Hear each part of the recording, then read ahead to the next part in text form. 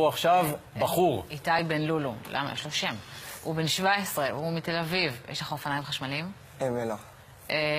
בלי קשר.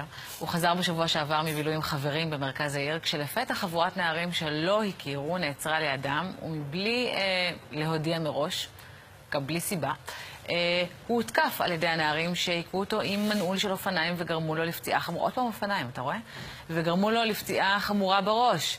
מה העניינים איתי? בסדר כרגע. קודם כל, איך אתה מרגיש? כרגע אני בסדר, יש לי סחרחורות, הראש שלי עדיין כואב, המכה, וגם הראש בפנים יחסית כואב. טיפה לחוץ. מה בדיוק קרה? אתה נראה בן אדם בעייתי.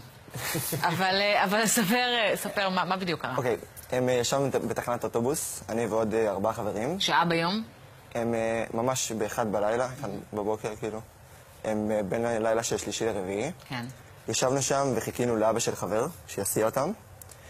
ופתאום באו חבורה של כמה אנשים, של 10 ילדים בגיל 15 בערך, ושאלו אותנו אם אנחנו חבורה של מקודם. כי כנראה שהם הותקפו על ידי אנשים או משהו, לא שמנו לב. התעלמתי וחייכתי ממש בקטנה ואמרתי שאני לא יודע על מה מדבר. חיוך משהו כמו ככה. יפה. תן לי שני עצרים. כן. תודה. ושהסתובבתי... הוא לא חיוך מתריס, לא חיוך של זה אנחנו, ואני אומר לך שזה לא. לא, הבן אדם נראה בן אדם שלא מסתבך בזה, הוא נראה, אתה יודע. כאן אמרתי, חשוד. כן, אז הסתובבתי פה אחורה והתעלמתי ממנו, ושלא שמתי לב, פתאום הוא לקח מנעול ודפק לי על הראש, ממש פה. ומה שאני זוכר זה רק איזה זעזוע מוח שקיבלתי, ורעידות וכאבים. טוב, אנחנו רואים עכשיו את תיקך הרפואי. כן. למה אתה מוציא לשון? למה אתם מוציאים לשון כשאתם מצלמים? שזה הלם זה תופעת לוואי של הפגיעה. זה המוח. כן. אוקיי. כן, וזה כאילו זה מלחיץ, עכשיו אני הולך ברחוב, אני מפחד ללכת ברחוב. אתה מפחד ללכת ברחוב? אני מפחד. התוקפים נעצרו? קרה משהו עם זה? אני לא יודע כלום, אני לא יודע מי הם, לא ראיתי אותם. התלוננת אותם במשטרה? התלוננתי במשטרה ועדיין לא עשיתי. חבר שהיה איתך צילם אותם? הוא לא זרק, הוא לקח... הוא היכה בך במנעול ואז הם ברחו משם? אז הם ברחו, כן, ישר ברחו. אתה יודע להגיד בני כמה הם נראו? רק בני 15, אני לא יודע כלום עליהם, לא הספקתי לראות אותו. היו מצלמות, בדקתם אם יש מצלמות אבטחה ברחוב? הם גם לא, דיברתי עם המשטרה, והמשטרה אמרה שהיא תטפל בזה, אבל כבר עבר שבוע מאז. אוקיי, פעם ראשונה אתה רגוע? מה? אתה רגוע? תשמעי, דברים כאלה קרו מאז ומעולם. זאת אומרת, חבורות...